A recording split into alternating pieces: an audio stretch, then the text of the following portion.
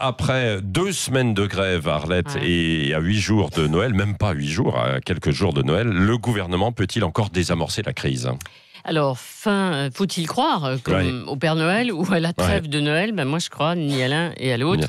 Il faut dire que le calendrier était quand même à haut risque. Attendre le 11 décembre pour présenter les grandes lignes d'une réforme contestée 6 jours après la première mobilisation, c'était extrêmement périlleux, audacieux, si on veut être gentil, de la part du gouvernement. Alors aujourd'hui, évidemment, il faut en finir.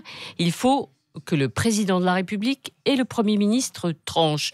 On a compris qu'il y avait des bougées hier, des ouvertures sur la pénibilité, le minimum contributif au-delà de 1 000 euros peut-être, mais sur le point noir ou la ligne rouge, comme vous voulez, qui pourrait renvoyer en janvier dans la rue tous les réformistes CFDT, CFTC, UNSA, c'est-à-dire le fameux âge pivot de 64 ans, on reste au statu quo, voire dans la confusion. C'est troublant parce que hier matin, l'entourage du président de la République faisait savoir que le chef de l'État, qui ne veut pas que son projet soit dénaturé, ait disposé une amélioration autour de l'âge pivot.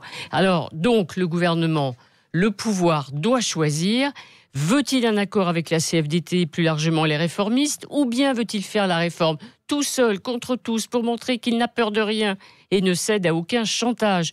Le gouvernement veut-il fâcher la CFDT ou contrarier les électeurs de droite, adeptes de la fermeté, déjà séduits par Macron, qui entendent les responsables des Républicains répéter qu'il n'y a rien d'autre à faire qu'une réforme d'âge pour équilibrer le système? Donc veut-il combler, le gouvernement, le déficit ou combler Laurent Berger? C'est un choix politique qui nous ramène évidemment à la perspective d'une élection présidentielle en 2022. Oui, c'est ça. Mais alors, il y a le débat autour de l'âge pivot notamment, toutes ces questions autour de la réforme.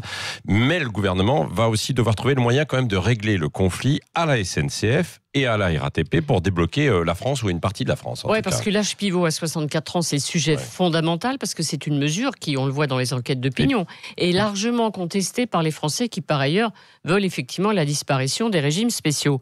Donc, il faut que le gouvernement fasse un effort très net en direction des cheminots et des conducteurs de la RATP. Donc on pourrait peut-être, au travers de diverses négociations, voir revenir, par exemple, la fameuse clause grand-père qui semblait avoir disparu, une manière encore de différer l'entrée en application de la réforme. Donc, en conclusion, ce matin, la trêve de Noël, on l'oublie, souvenir. C'est pas la première fois. En 1986, il y avait déjà eu une absence totale de transport entre la mi-décembre 86 et la mi-janvier 87. Voilà, Noël, jour de l'an. Et au mieux, ce soir, on peut avoir une petite détente, mais on est très, très loin de la sortie de crise. Merci Arlette Chabot.